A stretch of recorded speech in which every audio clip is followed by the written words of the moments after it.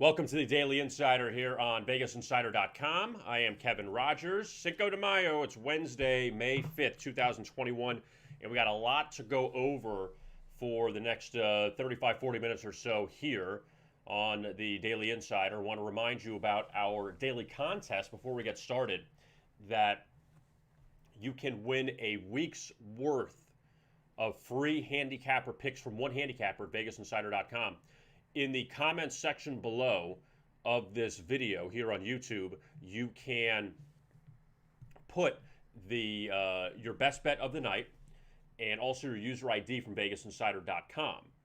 And if you have a Vegas Insider ID, great, put that there. And your best bet, it can't be a live bet, but anything else in baseball, basketball, hockey, it doesn't have to be even aside for a full game. It could be a first inning play, it could be a first 5 inning play in baseball. It could be in the NBA, a quarter play, whatever you want.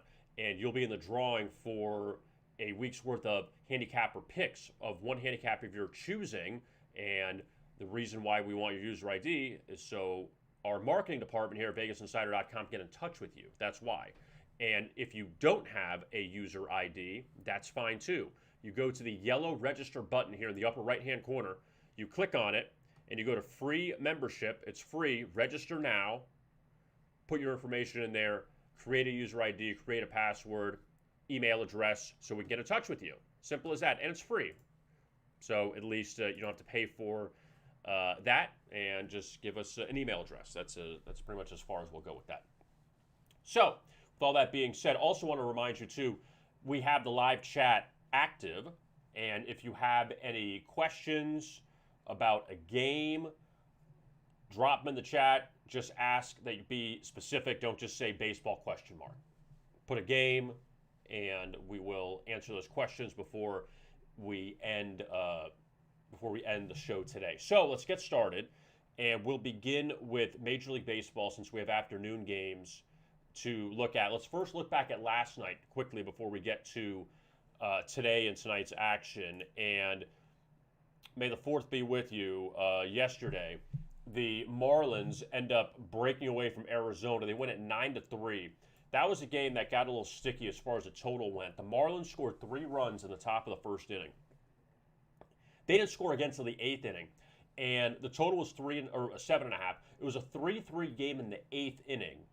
Arizona had a couple chances with the bases loaded and couldn't score. And in fact, they had bases loaded with, I believe, no outs in the top of the 8th inning. They had just tied the game, and then the next 3 batters all struck out. So the Diamondbacks then, in the bottom of the inning, they gave up 6 runs. Game easily ends up going over the total of 7.5. That now marks 6-0 to the over for Arizona this season in road series openers. So keep an eye on that moving forward. Atlanta ends up beating Washington 6-1, a game that easily stays under the total of 9. The Braves bounce back after they were swept by the Blue Jays. Washington's winning streak comes to an end after they swept the Marlins. And the hero of this game was Atlanta's starting pitcher, as Yanoa hit a grand slam in the 6th inning. He's the guy you would have thought, oh, maybe they'll take him out to bring a pinch hitter in with the bases loaded. He hits a grand slam. So he pitches well, he carries the offense, and Atlanta gets off the hook after they lost a few games in a row. So they beat the Nationals last night in D.C. 6-1. Well, I guess we can throw away the Phillies can't win back-to-back games theory because they had lost 10 straight off a win. And they went into last night's game with their top pitcher, Aaron Nola, going, and they went up 6-1. In fact, Milwaukee cut it to 1. They had runners at first and third in the 9th with an opportunity to tie or win it, but Jackie Bradley Jr., he flew out to end the game. So the Phillies win back-to-back games for the first time since early April. Congratulations to them. No Bryce Harper, they still do it. They win it 6-5. Eric Lauer got racked in this game. He had beat Trevor Bauer's last time out, and he just didn't pitch as well this time around. The Phillies, they grabbed the win. They almost blew it, but they win it. How about the Pirates? They go out to San Diego. They beat the Padres 2-1. Good pitching performance there by Mitch Keller, plus 220 for Pittsburgh. They've been in San Diego a few times this year as a heavy dog. And for Keller, if you remember, the last time the Pirates played the Padres back at PNC Park in Pittsburgh, back last month, Keller got racked in the first inning. That was the Thursday afternoon getaway game opposite Chris Paddock, and the Padres blew out the Pirates that game. And now Pittsburgh was a huge dog last night. Their offense still is struggling. They really haven't gotten it together. And Dinelson Lamet pitched 2 innings, then they went to the bullpen because he's not 100% healthy. But, man, laying 250 with San Diego at home is dangerous.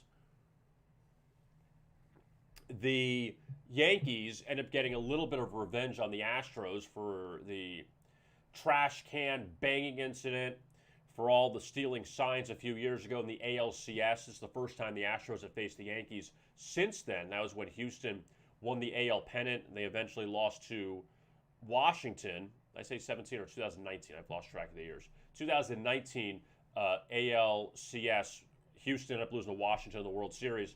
But the Yankees got out to a 3-run first inning last night. Giancarlo Stanton hit a bomb off Zach Greinke during that game, and the Yankees end up pulling away. It was a 3-3 game. They get 4 in the 6th to win it 7-3. Game goes over the 8.5, and Domingo Germán, he's pitched better of late for the Yankees, and New York gets a little bit of revenge there as they beat Houston 7-3.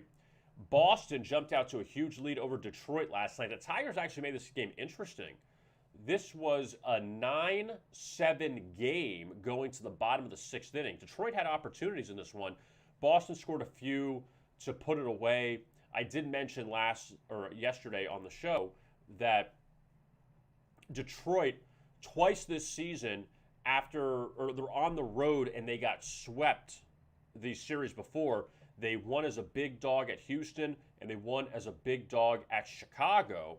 Last night I thought was another good opportunity. They fell into too big of a hole early, and Nick Pivetta pitched well. And Michael Fulmer, he couldn't get out of the first inning. But the Red Sox, they bounced back after they had a rough weekend in Texas. Now, the Rangers, they've turned into a nice story. And granted, they're probably not winning the American League West. Kyle Gibson did not pick up a decision last night. He actually got off the hook, in fact, in this game, because Minnesota was up 3-1 going to the 9th. Texas tied the game in the 9th with 2. They got 3 in the top of the 10th. So if you have the under in that game, that was a big burn there. 3-1 game with 3 outs to go, and you couldn't get it, and 5 runs late for Texas. So 2 straight games that Texas and Minnesota have played in which the game was on pace to stay under and then went over late. And Kyle Gibson, even though, again, he did not pick up a decision, still his ERA is very low, and he's turned into the ace now of that Rangers staff. The Indians end up pulling away from the Royals 7-3, and the Indians had a pitching change before the game. And look, Kansas City's up 3-0 in that game. You can't blow it. 7 unanswered runs by Cleveland to win it there. So the Indians take the first 2 of that series in Kansas City. The Rays beat the Angels. They dominate the Angels out in Anaheim. 8-3 last night. Shane McClanahan now with 2 really good starts for the Rays, and former Ray Alex Cobb. It wasn't bad. Tampa Bay scored a lot of runs late, but the Rays, they've won 3 straight now. Toronto loses at Oakland 4-1, so the A's, you saw them get 4 early, and that's it. Game stays under the total of 8.5, so A's have won the first 2 with the Blue Jays. Seattle gets 4 in the 8 to beat Baltimore 5-2. So both teams got good starting pitching in the first 2 games of the series. Then the bullpen kind of exploded on both ends because Baltimore blew up in the first game on Monday, late stages of that game, and then Seattle did it last night with 4. So the Mariners end up winning that game 5-2, and they'll play the series finale today. The White Sox shut out the Reds 9-0, and Dylan Cease pitched very well. In fact, he had 3 hits in the game for the White Sox, and the Reds, who scored 12 runs on Sunday against the Cubs, they get 2 hits last night against the White Sox. San Francisco and Colorado played a doubleheader at Coors, a couple wild games actually. 10-0 in the first. You see that? Giants have racked Germán Marquez this season. He didn't even finish the first inning. 10 runs San Francisco scored. They won it 12-4 in the first game. The second game, actually, San Francisco's up 6-2, looking for the doubleheader sweep.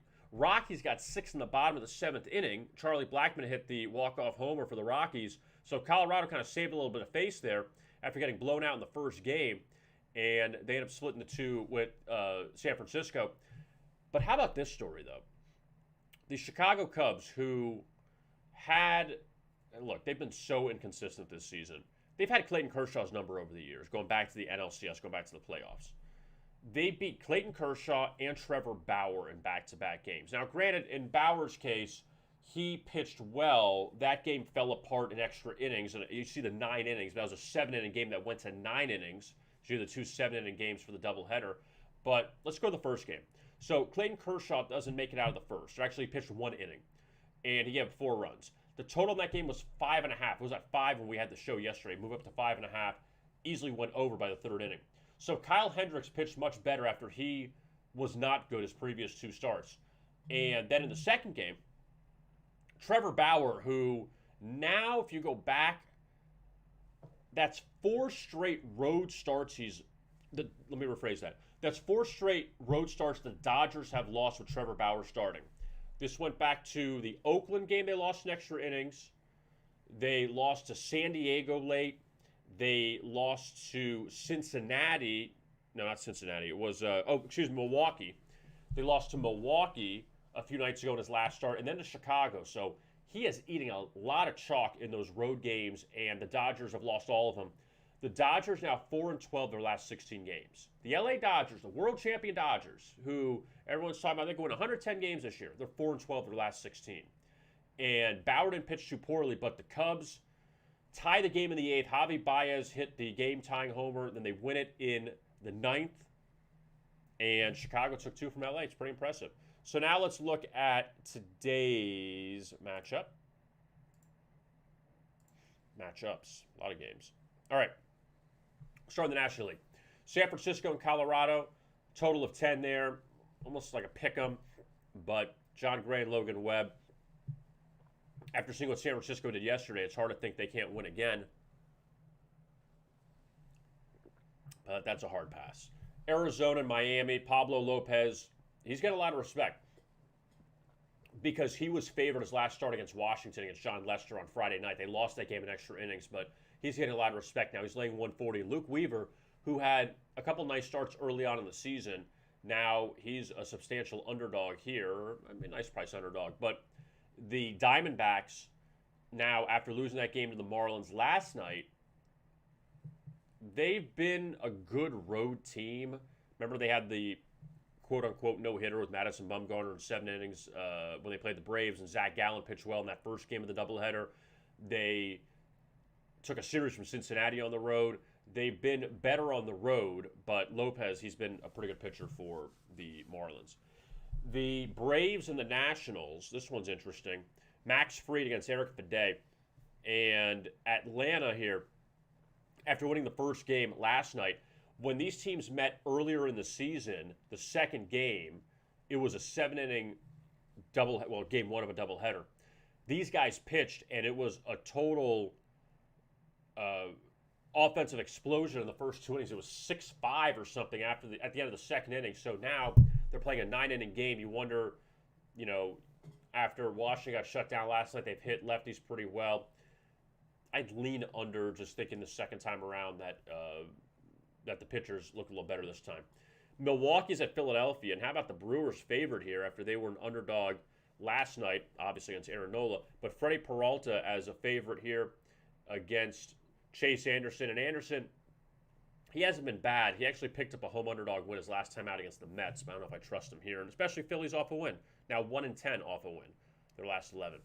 Dodgers and Cubs, that's kind of the showcase game in baseball tonight. Walker Buehler trying to help LA get somewhat on track after getting swept by Chicago yesterday. The Dodgers have not been swept in a series this season.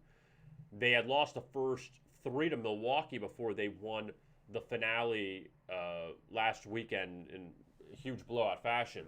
But this guy pitching for the Cubs today, Alzolay, is actually not bad. He's been all right at home, but Walker Buehler's got to be the savior here. Imagine the Cubs beat Kershaw, Bauer, and Buehler in this series. Would be pretty impressive.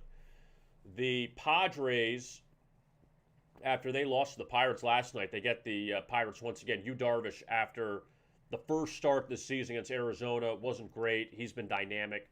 He's allowed an earned run in every single one of his starts, his last 5 or 6 starts, and including 1 win at Pittsburgh. JT Brubaker is actually not that bad of a pitcher for the Pirates. I mean, just because you don't hear of these guys, because he's not, you look at some of the names up there, when you look at Yu Darvish or Walker Buehler, some of these other names, that JT Brubaker is not a household name, but he's actually pitched well for Pittsburgh this season. 6.5 the total. I don't want to trust the Padres. I mean, even at that heavy of a price. Baltimore and Seattle leads off the American League games today. That's a 340. And from the park formerly known as Safeco, now T-Mobile Field or T-Mobile Park. And the Mariners, they have not been good off a home win. It's 1-7 this season off a home victory for them. Kikuchi actually had a no-hitter going late in that game against the Astros his last time out, and he gave up a hit in 7 innings, and Seattle beat Houston 1-0. He's opposed by John Means, who is Baltimore's ace, and this line moved in Seattle's favor, but I don't really agree with it. Means, his worst start of the season, he gave up 3 earned runs, but his worst start came against Seattle at Camden Yards as a favorite. Now you're flipping him to an underdog. He beat Oakland last 2 times out. He's a good left-handed arm for the Orioles. I just think with Kikuchi, after he pitched as well as he did last time out, it's hard to think that he'll do it again, and especially with Seattle not playing well off a win at home, it's hard to really make an argument for them. The Astros and the Yankees, they meet in Yankee Stadium once again tonight after the Yankees won last night. And, again, do you have this game go over? You don't have named pitchers on the mound like last night. Herman and Greinke are named pitchers, and now Montgomery is decent. Luis Garcia going for Houston, because the Astros don't really have a lot of arms right now. That one could be an underplay, just because I think people will want to go to the over there. Detroit and Boston from Fenway, and Casey Mize, the former top pick out of Auburn, he's been a little up and down this season. Martin Perez pitched well his last time out against the Rangers, but I'm not laying that with Boston. Texas and Minnesota, a couple lefties on the mound there. Not exactly guys you would think of or know, but after we saw back-to-back overs at Target Field, late overs, maybe go under tonight. Maybe, people would want to say, oh, well, these guys, they're hitting the ball well, but really they should have gone under both games. So maybe go under that game tonight in Minnesota. I do like the under, though, in this Cleveland-Kansas City game. Shane Bieber and Brady Singer, and Bieber, the Cy Young winner from last year. He has, what's funny is he's got a good ERA, good strikeout numbers, great strikeout numbers. But he allowed 3 earned runs 3 separate times this season. You got to think he'd bounce back here against the Royals. Brady Singer, his best career start came against Cleveland last year. 1 hit in 8 innings, plus 200 underdog on the road. Singer's trying to be consistent, and he's a former top selection, not a top pick of the draft, but a high pick out of Florida. And trying to get it together, but he had success against Cleveland last year. You saw 2 overs, the first 2 here. Maybe you go under tonight. Tampa Bay and LA out in Anaheim. And now you get Shohei Ohtani going for the Angels. He was supposed to start 2 nights ago against Tyler Glass. Now he's going tonight. He's favored. The Angels have had their issues with the Rays. It's hard to go against Tampa Bay considering their success in Anaheim, and Angels in desperation mode right now. Rays are playing well. The Blue Jays and the Athletics from Oakland, and series finale in that one. Chris Bassett and Robbie Ray. And Robbie Ray, he's going to go 5 innings and strike out 7, but get pulled. But a couple of low-scoring games the A's have won. See if Toronto can avoid the sweep there. Coming up, actually in a few minutes, you have the White Sox and Reds in Cincinnati, and Sonny Gray favored opposite Dallas Keuchel. And see what the Reds can do after they just got blasted by the White Sox yesterday. And Sonny Gray, he's still trying to figure it out because he started the season, he was injured, and hasn't been like the old Sonny Gray, so we'll see what he does there. The Mets and the Cardinals play a pair of games at Busch Stadium. Last night they were washed out, and honestly, it was the best thing that could have happened to the Mets. That game got rained out because Jacob deGrom was supposed to start, and then he got scratched, lat injury, lat strain. So the Mets were kind of shuffling a little bit, and then they kind of can hit the reset button because the game got called due to rain. So now they go with Marcus Stroman in the first game, Miguel Castro in the second game. But Stroman, obviously, the best pitcher there for the Mets, and he lost the last two as kind of a heavy favorite. So here in almost a pick'em spot. Kim is a decent pitcher for the Cardinals. They've won all three of his starts, but I like the Mets in that first game. Second game, I don't really have an opinion of it. So that's the look at the Major League Baseball card. Let's take a look at the NBA now, and the NBA has a lot to go over from the NBA. And first off, let's go to last night. This Phoenix-Cleveland game. We apologize up front if you had the Cleveland Cavaliers, and if you had the Phoenix Suns, go play the lottery because you got very lucky. Isn't that amazing?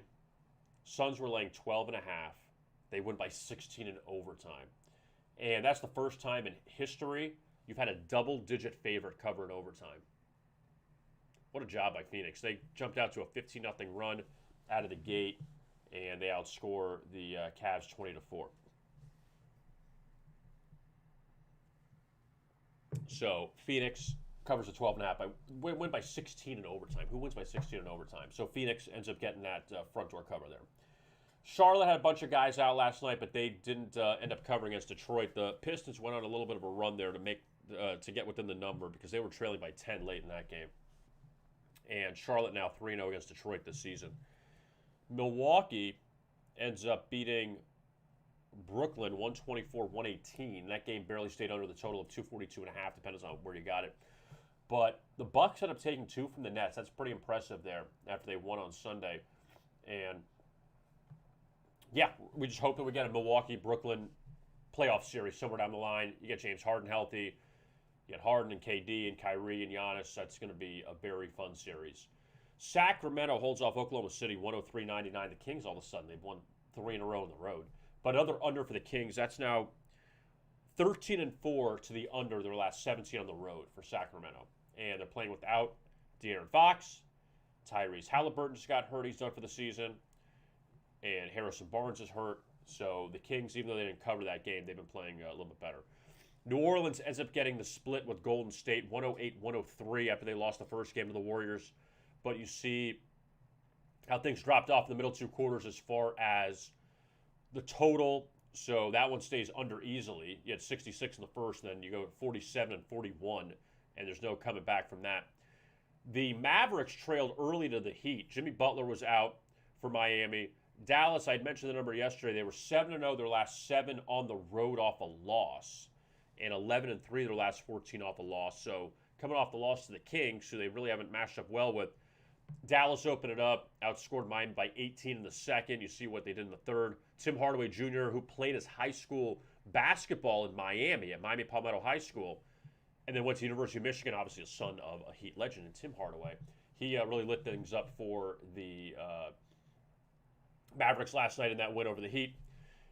The Clippers hold off the Raptors 105-100. So LA comes back. They get the win. They don't get the cover. They've been awful against the number recently. It's 0-4 against the spread the last 4. And give Toronto credit. They've held tight here on this road trip. They beat the Lakers. They covered against the Clippers. They hung with Utah. So they've done a good job, Toronto, even though they're kind of out of it. Now let's look at the games for tonight in the NBA. And I apologize for my stuffiness. Boston and Orlando. Look at, first of all, 1, 2, 3. 3 double-digit road favorites tonight in the NBA. Boston at Orlando, Portland at Cleveland, and Philadelphia at Houston. And look at all the road favorites in general. Memphis laying points at Minnesota. The Suns flipped to a favorite at Atlanta. And then you got some, obviously, home favorites towards the bottom. All right, let's run through these really fast. So Boston's beaten Orlando twice this season. And the Magic, who have played a lot better of late. They've been a great over team. But Boston, Jaylen Brown probably not playing tonight. And the Celtics, big favorite after they lost to Portland. We'll see if they can beat the Magic once again. See what Cleveland's got left in the tank after losing that game to Phoenix last night. They hung with the Suns for a long time. They got blasted in overtime. And Portland, they lost to Atlanta a few days ago. They still played very well in this road trip. Probably the best thing for them was leaving Portland and going on the road because they had a terrible homestand. But the Blazers, a heavy favorite there against Cleveland. I kind of like the under there. That you got to think the Cavs maybe go backwards. They have good under numbers on back-to-backs. Memphis and Minnesota, third time they're playing this season. Grizzlies have won the first 2 meetings with the Timberwolves. And the last meeting was a very high total in Memphis, and you had a bad third quarter to kind of mess things up.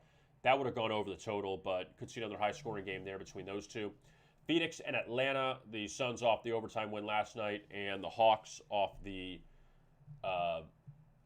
victory over Portland. So, sorry, let me get the mouse straightened out.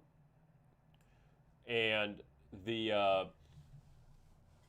Hawks got a little bit of a break last night with the Heat losing, so the Hawks still leading the Southeast Division. Philadelphia and Houston. Philadelphia laying 13 at Houston. My God. But, the Sixers are good enough to blow them out, but I don't really want to trust the Rockets for anything. Sacramento and Indiana. Do you see another high-scoring game? I mentioned the 13-4 to the under, last 17 on the road for the Kings. Indiana's 5-0 the over their last 5. They scored 152 against Oklahoma City on Saturday. They gave up 154 to Washington on Monday. So something's got to give. Like, they got to play a little bit better defensively. They're rolling the ball out right now, the Pacers. But at the same time, the Kings, I don't know how. Look, they'll be competitive. I just don't know how this is a high-scoring game. How Sacramento can keep up with them. I don't see, and that's not saying Indiana's going to blow them out, but I just don't know how the Kings drop 120 on them tonight, even with as bad as Indiana's been defensively. This one is really curious. Washington and Milwaukee, and the Bucks laying 3 to the Wizards tonight. And Milwaukee off of the win over Brooklyn, the 2 wins over Brooklyn. Do you see a letdown again? Is Giannis off tonight? That's where you kind of wonder. And it's a high total. Washington has a lot to play for because they're still in that play-in tournament scenario in the East, but they played very well. They've lost twice to Milwaukee. You have a couple double revenge spots tonight, in fact. You have double revenge with Orlando, double revenge with Minnesota, and double revenge with Washington. And San Antonio, so 4 of them. You have 4 double revenge spots. And all 4 of those teams are all underdogs. So you wonder who's going to cash. I cannot imagine for the life of me it goes 0-4. 2-2, maybe at worst, but which spot are you going to pick as far as 2 home dogs playing with double revenge and 2 road dogs playing with double revenge? Where's it going to last? Or what's going to happen? Orlando, Minnesota, Washington, San Antonio. So just remember that going into tonight's action. So Washington, they're a short underdog against Milwaukee. Got to think they're sitting guys out tonight. San Antonio's at Utah. Jazz beat the Spurs a few nights ago in Salt Lake. Now they're playing again. And the Spurs still kind of hanging around in that play-in tournament situation. Utah's trying to get the top seed in the West, but Phoenix is playing very well right now. New York and Denver is actually a very intriguing game at 9-10. Nuggets blew out the Knicks earlier this season, way earlier. And Denver's a short favorite. Knicks get a lot of respect. They are. And they're coming off that win over Memphis a few nights ago on the road. Look, New York's covering numbers. They are. And Denver, as this short of a favorite, may tell you something. So that's the look at the NBA for this evening. And you can buy picks from our handicappers here at VegasInsider.com. If you go to the Buy Picks page on NBA, Major League Baseball, NHL, you can find them. And picks already starting to come in for the day, $29.95 per handicapper for the daily picks. For the guaranteed picks, it's $39.95. And basically the guaranteed pick is you pay after it wins. So if you buy one of the picks, it's only one pick. It's the best pick per handicapper. If you buy the pick and it loses, you pay nothing. If it wins, you pay, but you've won the pick. So that's how it works with the guaranteed selection. It's only one pick. And we have NBA, NHL, Major League Baseball. We have all of those locked and loaded for tonight. So, with all that being said, we also have some other things you can look at too. Soccer, Chelsea and Real Madrid. Wells Fargo predictions from Matt Blunt and some NHL as well. And also with the NFL, you could take a look at now updated Rookie of the Year odds. after the draft this past week. You see Kyle Pitts there, former Gator, now with the Falcons, and a lot of our updated futures. Preakness coming up in a few weeks after the Kentucky Derby this past Saturday. So we have all of that. Also, don't forget to subscribe to our YouTube channel at Vegas Insider. And you can have an opportunity to win a weekly package of handicapper picks from one handicapper. And the way you do this is you drop your user ID from Vegas Insider, your best bet for the night, put it in the comment section below, and you'll be registered to, or you'll be in the drawing to win a week's worth of handicapper picks for a handicapper of your choosing. Now, if you don't have a user ID, go to the yellow register button on in the upper right-hand corner. Free membership, register now. Click on that. Create your user ID and password, email, all that to get in touch with you. That's why we want that, and it's free. So that's the look at everything for Cinco de Mayo for Wednesday. Be safe, please. And that's all we got for today. We'll be back tomorrow at 6 o'clock. Tom Cunningham will have the Daily Insider at 6 p.m. Eastern tomorrow night on Thursday. So looking forward to that. We won't have an afternoon edition. We'll have a night edition tomorrow, and Tom will have that. I am Kevin Rogers. Thank you so much for watching the latest edition of the Daily Insider right here on VegasInsider.com. And as always, best of luck with your bets.